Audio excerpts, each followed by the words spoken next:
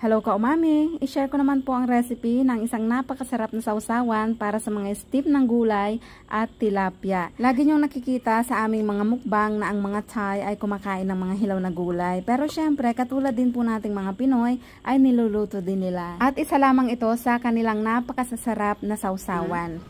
Sausawan? Yan. Pwede nating dagdagan ng iba pang mga gulay.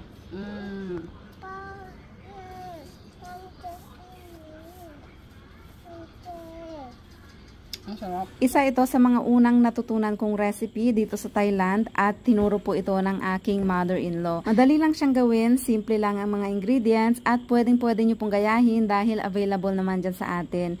Nag-ihaw ako ng bawang, sibuyas, kamatis, sili at siling green sa isang kawali. Pero kung gusto nyo pong ihawin sa uling ay much better. Yan na po kasi yung nakasanayan kong ginagawa at mas mabilis. At ganito yung kailangan nating ma-achieve. Luto na, kaya iset aside muna natin. Magpapakulo tayo ng tubig sa isang malaking steamer na nangingitim na. Lumang-luma na po kasi yan at naipamana pa sa akin ng mother-in-law.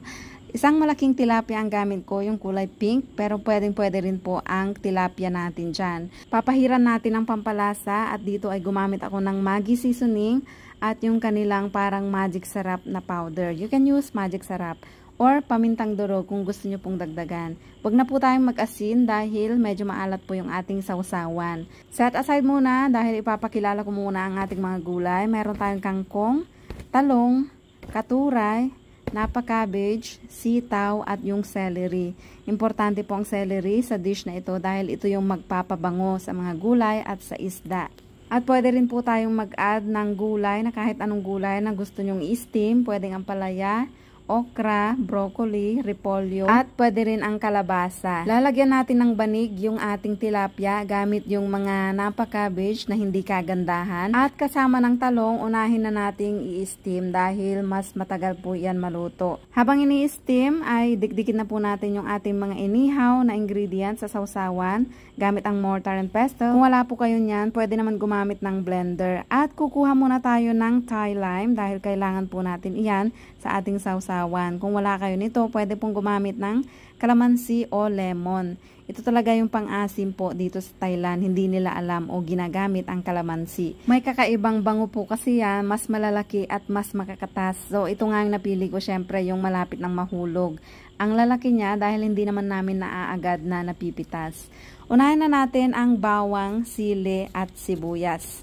Didikdikin lang natin ng bahagya dahil nga ayaw nating pakadurugin.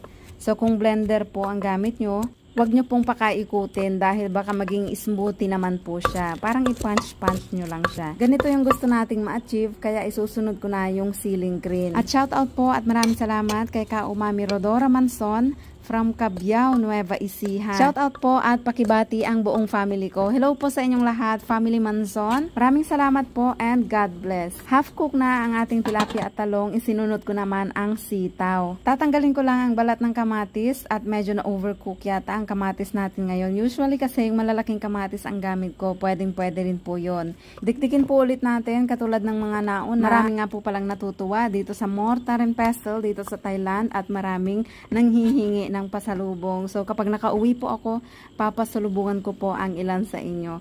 So ilalagay na natin ang iba pang mga gulay para naman hindi ma-overcook yung isda. So bahala na kayo kung gusto nyong fully cook or half cook ang inyong mga gulay. Pero para sa recipe po na ito, ay mas gusto talaga nila yung medyo fully cook ang mga gulay na. O diba, kumakain sila ng hilaw pero gusto rin nila yung overcook. Ito naman po ay sugar paste na gawa sa Palmyra palm. Naglagay ako ng kaunting vetsin, patis at bagoong. Kung ayaw nyo ng bagoong ay pwede naman pong patis lang dahil yung ibang recipe nito ay patis lang po ang ginagamit nila. Maglalagay na tayo ng Thai lime. Kita nyo naman po napaka daming juice ng kanilang kalamansi. At halu-haluin na po natin at titikman kung tama na ba yung timpla na gusto natin. So kailangan ito po ay maalat-alat, manamis-namis at maasim-asim. Kailangan naglalaban yung tatlong lasa. So nakulangan pa ako sa asim kaya nag-add ulit ako ng Thai lime. Hindi ko po nagamit lahat yung isang buo dahil napakalaki. At pwede pa naman iyon i-keep sa freezer. So ganito po yung texture na gusto nating ma-achieve. hindi malapot, hindi rin naman basa. I-transfer na natin sa isang bowl at yung ganitong recipe po ay pwede nating i-keep sa ref ng mga 1 linggo siguro. Luto na ang mga gulay kaya isi-set na natin sa ating paboritong giant bandehado. Ayan. So ito po talaga yung tradisyonal na pinaglalagyan ng mga Thai ng kanilang ulam, lalong-lalo na kapag ganitong mga maraming gulay-gulay na may sawsawan. Kaya lagi niyo pong nakikita ang ating paboritong bandehado. So, ganyan na ang ating plating. Gandahan nyo para matuwa ang inyong pamilya kapag pinagluto nyo sila. So, mami, tikman na natin ang steamed tilapia, steamed gulay with napakasarap na Thai style sa usawan.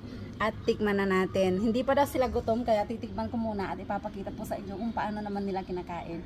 Of course, with rice, pero parang magpapapak lang po ako ngayon dahil maraming gulay at fish.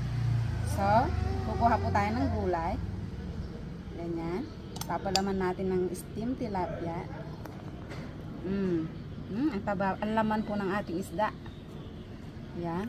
And kukuha tayo ng sausawan. Yan. Pwede nating dagdagan ng iba pang mga gulay.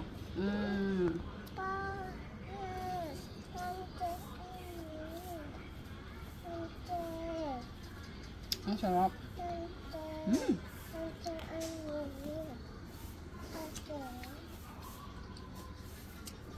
Sarap.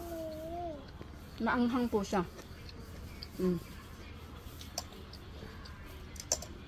Kulutin lang natin yung isda. Mainit.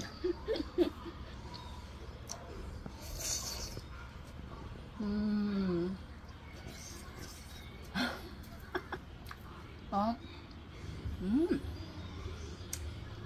Ang sarap to, mama. Sitaw. Sarap magpapak. Kangkong. So kaya po hindi na natin pinuputol-putol ng maliliit kasi igaganito natin siya para maipang-sausaw po natin. Kasi usually kamayan po talaga pag kumakain, nag-uulam kami ng ganito. Kung kami-kami lang na family. Wow.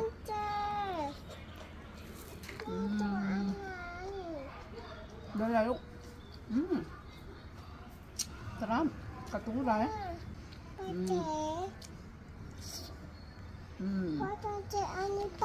Subukan nyo mga kaumami. Subukan nyo po mga kaumami. Napakasarap. Healthy.